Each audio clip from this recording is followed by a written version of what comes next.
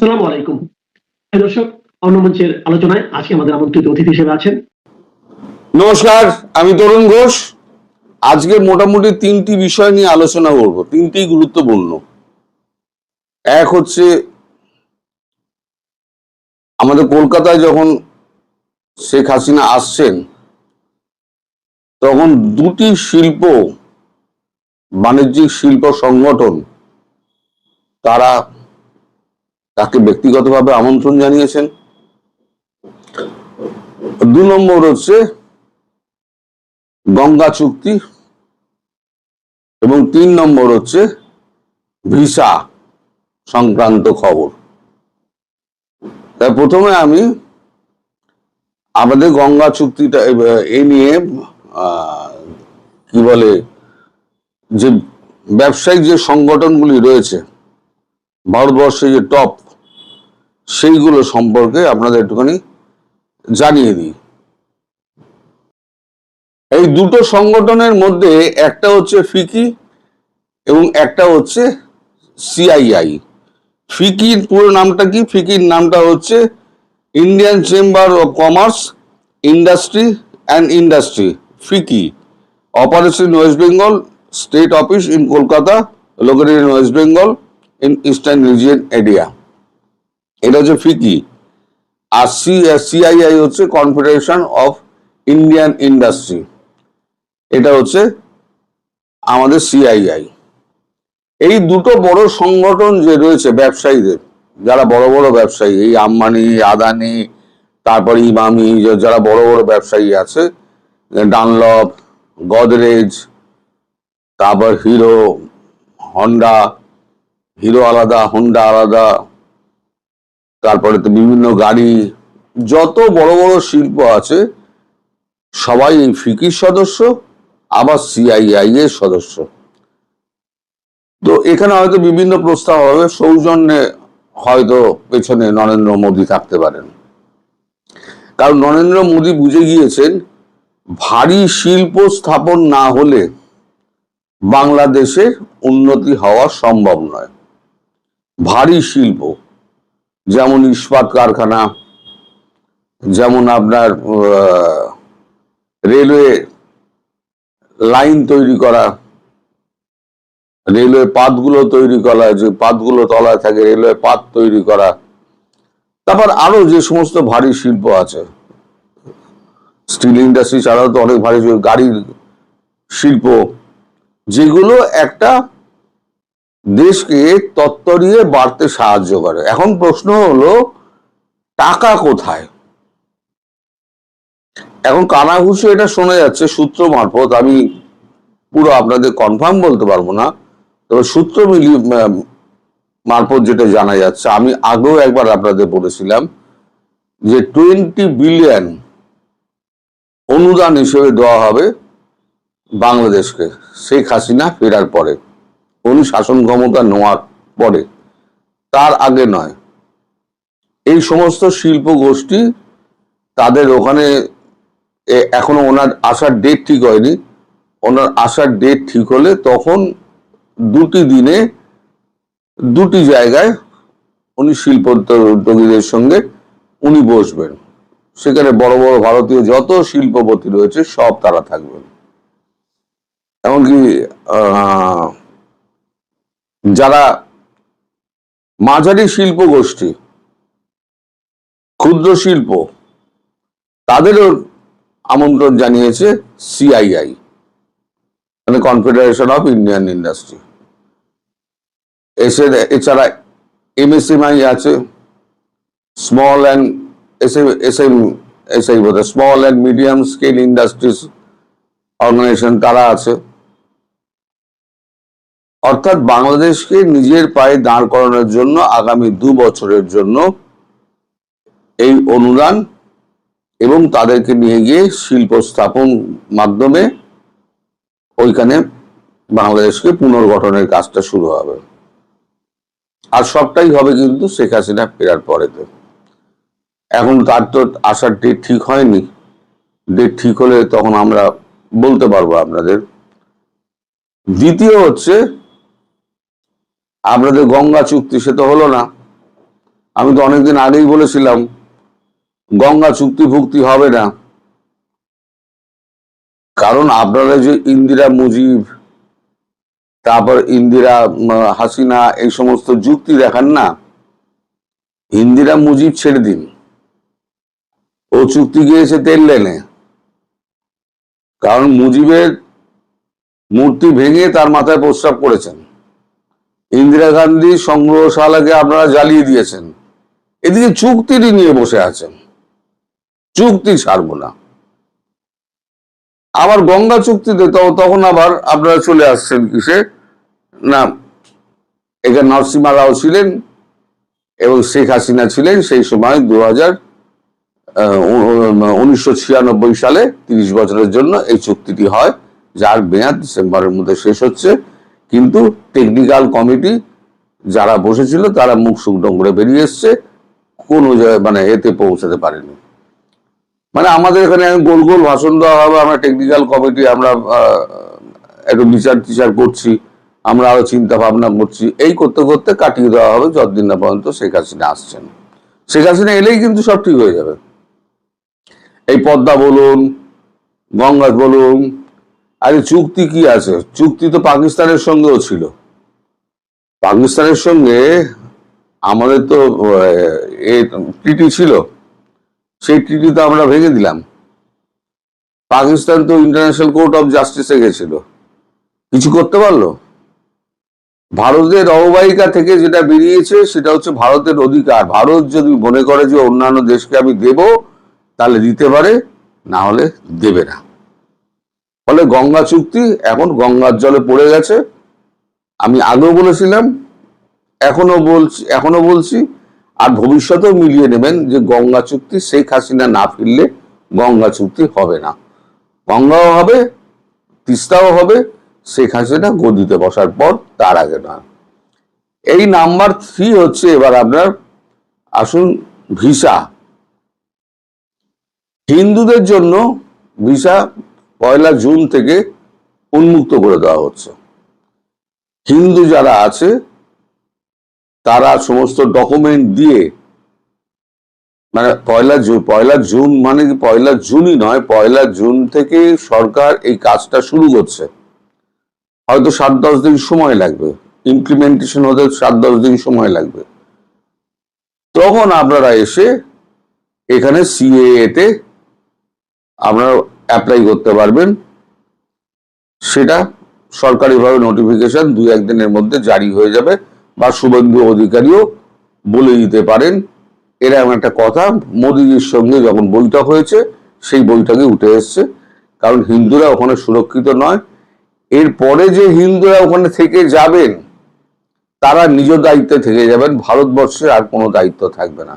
ভারতবর্ষে এখানে সিএ তে তাদের নাগরিকত্ব দিচ্ছে, তাদের ব্যবসাপাতি করার জন্য তাদের সাহায্য করবে, তাদের লোন ফোনের সাহায্য করবে।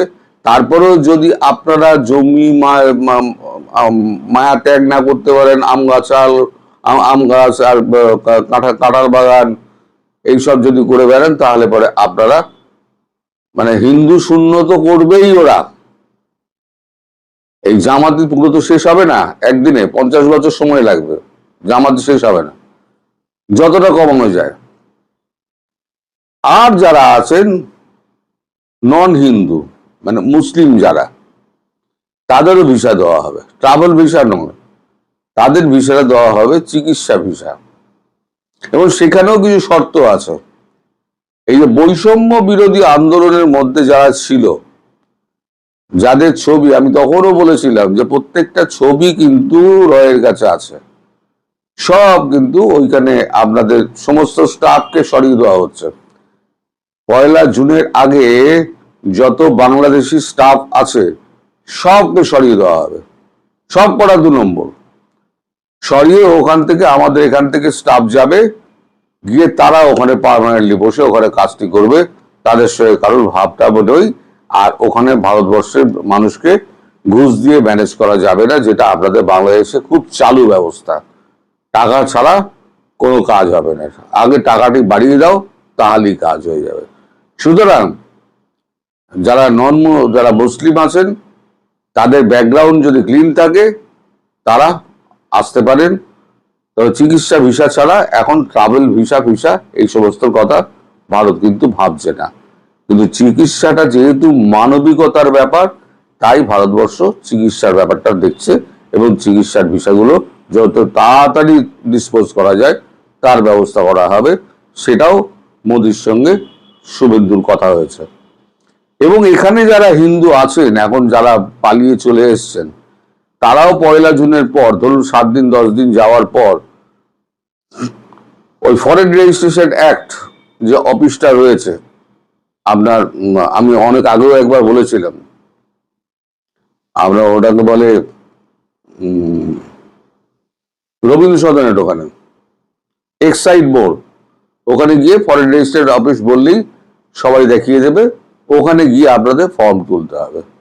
ফর্ম তুলে ওইগুলো ফিল আপ করে আপনাকে সমস্ত ডিটেলস দিতে হবে। আপনার পিতামহ, পিতামহ যদি কেউ থাকে তাদের দলিল, বা আপনার বাবা যে ওখানে ছিলেন, ঠাকুরদা ওখানে ছিলেন, যা যা আছে আমি তো পুরো জানি না, এগুলো আপনাকে দিতে হবে। দিলে পরে আপনারা এখানে সিএ নাগরিকত্ব পেয়ে যাবেন এবং ভোটাধিকারও আপনারা পেয়ে যাবেন। তারপরেতে আপনাদের আয় এবং সংস্থান এবং বাসস্থানের ব্যবস্থা সরকার ধীরে ধীরে ধীরে ধীরে করবে। আপাতত যা বোঝা যাচ্ছে 1 থেকে 1.5 কোটি বলে হিন্দু রয়েছে, তাদেরকে ভারতবর্ষ নিয়ে নেবে যদি তারা আসতে চায়। আর যদি স্বেচ্ছায় কেউ মায়ার জালে আবদ্ধ থাকে, তাহলে তারা থাকুক, তো ভারতবর্ষ তো হাত ধরে টেনে নিয়ে আসবে না। এই হচ্ছে 3টে খবর। আপনারা সবাই ভালো থাকবেন, সুস্থ থাকবেন এবং সাবধানে থাকবেন। নমস্কার।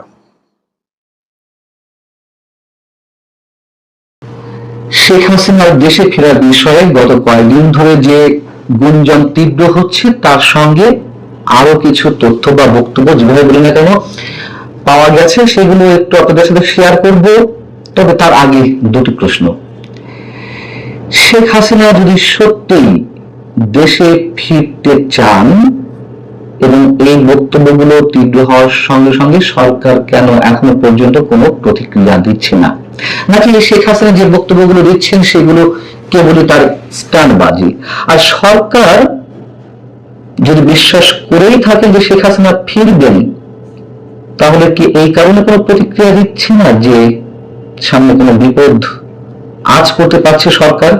যদি সরকার বিপদ আজ করতে পারে সত্যি সত্যি, তার পিছনের কারণগুলো কি সে বিষয়ে একটু কথা বলবো। তার আগে একটু বলে নেই যে নতুন কি কি জানা যাচ্ছে।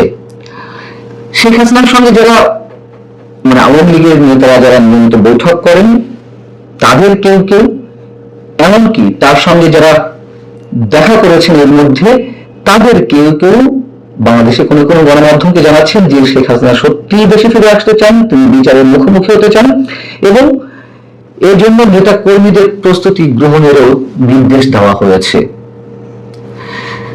যেমন আওয়ামী লীগের যুগ্ম সাধারণ সম্পাদক বাহাউদ্দিন নাসিম, তিনি টাইমস অফ বাংলাদেশকে বলছেন যে শেখ হাসিনা দেশে দ্রুত সময়ে ফিরতে চান, সেজন্য যেসব প্রক্রিয়া গ্রহণ করা দরকার তা আমরা করছি। তিনি যেভাবে ভারতে গিয়েছেন, বাংলাদেশেও বীর দর্পে ফিরবেন। শেখ হাসিনা স্ট্যান্ডবাজি করছেন কিনা, এর সাথে বাস্তবতা কতটুকু, এমন প্রশ্নের জবাবে বাহাউদ্দিন নাসিম বলছেন, একটু অপেক্ষা করুন, শেখ হাসিনা দেশে ফেরার উপলক্ষে বিপুল জনসমাগম করতে প্রস্তুতি নেওয়া হচ্ছে। এমনকি শেখ হাসিনার সঙ্গে নাকি এর মধ্যে ইউরোপ আওয়ামী লীগের কোনো কোনো নেতা সাক্ষাৎ করেছেন, তারাও জানিয়েছেন শেখ হাসিনার এমন মনোভাবের কথা এবং তারা এই কথাও বলেছেন যে আগামী 15 আগস্টের আগে তিনি ভারতের বাংলাদেশ হাই কমিশনের কাছে ট্রাভেল পাস চাইবেন। যদি সত্যিই তা হয়ে থাকে, নিশ্চয়ই যা শোনা যাচ্ছে তার গুরুত্ব রয়েছে। আমরা এও জানতে পেরেছি যে শেখ হাসিনার নিরাপত্তা নিশ্চিত করে ভারতে তার সঙ্গে আওয়ামী লীগের নেতা কর্মীরাও মোটামুটি সাক্ষাৎ করছেন। মাঝে তো আমরা জানতাম যে তার সাথে কেউ দেখা সাক্ষাৎ করতে পারছে না।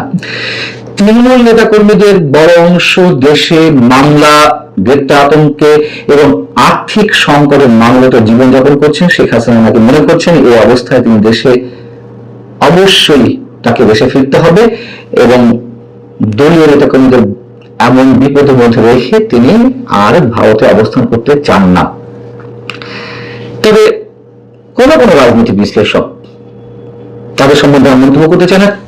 তাদের কেউ কেউ বলছেন যে যা শোনা যাচ্ছে এটি আসলে দলীয় কর্মীদের চাঙ্গা রাখার কৌশল মাত্র। আসলে তিনি বর্তমান প্রেক্ষাপটে দেশে ফিরবেন না। আসলে কি তাই? যে কথা বলছিলাম যে সরকারের পক্ষ থেকে কেন কোনো প্রতিক্রিয়া পাওয়া যাচ্ছে না অথবা এখনো পর্যন্ত চুপ। গত বৃহস্পতিবার আমাদের স্বরাষ্ট্রমন্ত্রী তার মন্ত্রণালয়ের সভাকক্ষে সাংবাদিকদের বা সংবাদ সম্মেলনে এমন মন্তব্য করেছেন যে আমরা তো তাকে মানে শেখ হাসিনাকে ফেরত চাই, আইনি ভাবে চাই, ভারতের সঙ্গে চুক্তি অনুসারে অনুরোধ করেছে শেখ হাসিনাকে ফেরত চাই, আমরা চাই তিনি মামলা ফেস করুক। ভালো কথা, কিন্তু প্রশ্ন হচ্ছে শেখ হাসিনা যেহেতু নিজে থেকেই ফেরত আসতে চাইছেন তাহলে সরকার কেন কোনো ধরনের কোনো বক্তব্য দিবে না? কেন ভারতের আশায় বসে থাকবে? যেহেতু শেখ হাসিনা বলেছেন বা তার বরাদ দিয়ে আওয়ামী লীগ নেতা কর্মীরা বলছেন যে তিনি ট্রাভেল পাসের জন্য আবেদন করবেন 15 আগস্টের আগে, তাহলে সরকার তো একটু লুফে নেওয়া উচিত। তিনি স্টান্টবাজি যদি করেনও সেক্ষেত্রে লুফে নেওয়া উচিত। যদি তিনি সত্যি সত্যি মন্তব্য করে থাকেন এবং যদি আমরা ধরে নিতে চাই যে সরকার সত্যি সত্যি ইন্টারেস্টেড, অবশ্যই আগ্রহী শেখ হাসিনাকে দেশে এনে বিচারের মুখোমুখি করতে, তাহলে সব দিক থেকেই সরকারের তো বিষয়টি লুফে নেওয়া উচিত এবং তারা বলবে যে আমরা সব ধরনের প্রস্তুতি আমরাও নিচ্ছি। আমরা খুব দ্রুত গতিতে অবশ্যই এই কথা বাংলাদেশের হাই কমিশনকে বলবো যে যেন দ্রুত গতিতে তার ট্রাভেল পাসের ব্যবস্থা করা হয় যদি তিনি আবেদন করে থাকেন। এখন যুক্তির খাতে বা তর্কের খাতিরে কেউ প্রশ্ন করতেই পারেন যে সরকার কেন আগ বাড়িয়ে এ ধরনের মন্তব্য করতে চাইবে। এই ধরনের প্রশ্নের উত্তরে আমি যেটা বলতে চাই যে কোন সাংবাদিকের পক্ষ থেকে প্রশ্ন করা হবে যে আপনাদের প্রতিক্রিয়া কি, আপনারা কি বলতে চান, তার জন্য তো সরকারের বসে থাকার দরকার নেই। এই জন্য যে বিপদটা আসলে কোথায় একটু খেয়াল করে দেখুন। ডক্টর ইউনূস সরকারের সময় শুরু থেকে একবার নয় দুবার নয় আমি অসংখ্যবার বলে এসেছি ডক্টর ইউনূস সরকারই শেখ হাসিনাকে ফেরাবে না, ফেরাতে চাইবে না। যা কিছু বলা হচ্ছে করা হচ্ছে এগুলো কেবল নাটকের অংশ। তখন শেখ হাসিনাকে দেশে ফিরিয়ে আনা হলে সরকারের জন্য বিপদ। তাতে করে তিনি দেশে অবস্থান করলে আওয়ামী লীগ নেতা কর্মীরা যেভাবে চাঙ্গা হবে তা সামাল দেওয়া কঠিন হয়ে পড়বে। ঠিক একইভাবে এই সরকারের সময়ও আমি এই ধরনের মন্তব্য করতে চাই যে বর্তমান সরকারও সম্ভবত শেখ হাসিনা ফিরে আসুক এটা চায় না। যা কিছু বলা হচ্ছে এটি কেবলমাত্র তাদের অবস্থানের জায়গা থেকে বলা হচ্ছে, না বলে কোনো উপায় নেই তাই বলা হচ্ছে। এখন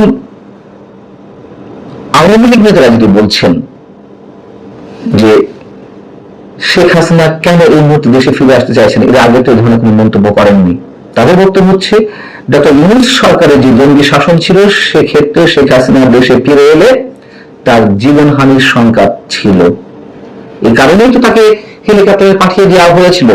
এখন যেহেতু একটি নির্বাচিত সরকার, অন্তত তিনি দেশে ফিরে এলে তার জীবনের নিরাপত্তার নিশ্চয়তা অবশ্যই বর্তমান সরকারের পক্ষ থেকে দেওয়া হবে এবং তিনি মামলা ফেস করবেন। পাশাপাশি বর্তমান সরকার এর মধ্যে গত 3 মাসে যেসব বিতর্কিত কর্মকাণ্ডের সৃষ্টি করেছে সেই সম্পর্কে প্রশ্ন সৃষ্টি করে জনমনের মানসিকতা বা মনোভাব আওয়ামী লীগের পক্ষে নেওয়া সম্ভব হবে। আওয়ামী লীগ আরো বেশি চাঙ্গা হয়ে উঠবে। একেবারে খারাপ মন্তব্য তাদের নয়। এখন শেখ হাসিনা যদি সত্যিই দেশে ফিরে আসেন তাহলে তাকে কোন ধরনের সমস্যার মোকাবেলা করতে হবে অথবা কোন ধরনের পদক্ষেপ মোকাবেলা করে তাকে বাংলাদেশে থাকতে হবে? নিশ্চয় তাকে আত্মসমর্পণ করতে হবে। কিন্তু তিনি এলেই কি সাথে সাথে তাকে ফাঁসির দড়িতে ঝুলিয়ে দেওয়া হবে? নিশ্চয় না। সম্ভবত যদিও আন্তর্জাতিক অপরাধ ট্রাইব্যুনালের সাবেক চিফ প্রসিকিউটর তাজুল ইসলাম মন্তব্য করেছেন যে শেখ হাসিনা দেশে ফিরলে তাকে প্রথমেই আইসিটি মামলা আত্মসমর্পণ করতে হবে। এর মধ্যে আপিল করার নির্দিষ্ট সময়সীমা শেষ হয়ে গেছে। তিনি আপিল করতে পারবেন কিনা সে বিষয়ে সুপ্রিম কোর্ট সিদ্ধান্ত দেবে। কিন্তু আমরা গত 3 দিন বা 4 দিন আগে শুনলাম আমাদের প্রধানমন্ত্রীর তথ্য বিষয়ক উপদেষ্টা ডাক্তার জাহিদুর রহমান মন্তব্য করছেন শেখ হাসিনা ফিরে এলে তাকে সব ধরনের সহযোগিতা করা হবে, কোনো ধরনের এক্সট্রা জুডিশিয়াল কিছু ঘটবে না এবং অবশ্যই তিনি আপিলের সুযোগ পাবেন। অন্তত এই ধরনের কথাবার্তার মধ্য দিয়ে আমরা এটুকু বুঝতে পারছি যে শেখ হাসিনা দেশে ফিরে আসার বিষয়ে যা কিছু শোনা যাচ্ছে সে সম্পর্কে সরকার এখনো পর্যন্ত কোনো ধরনের মন্তব্য সরাসরি না করলেও তাদের মধ্যে একটা নড়াচড়া ঠিকই শুরু হয়ে গেছে। বাদ বাকিটা নিশ্চয়ই আমরা অল্প কিছুদিনের মধ্যেই দেখতে পারবো আসলে কি ঘটতে যাচ্ছে।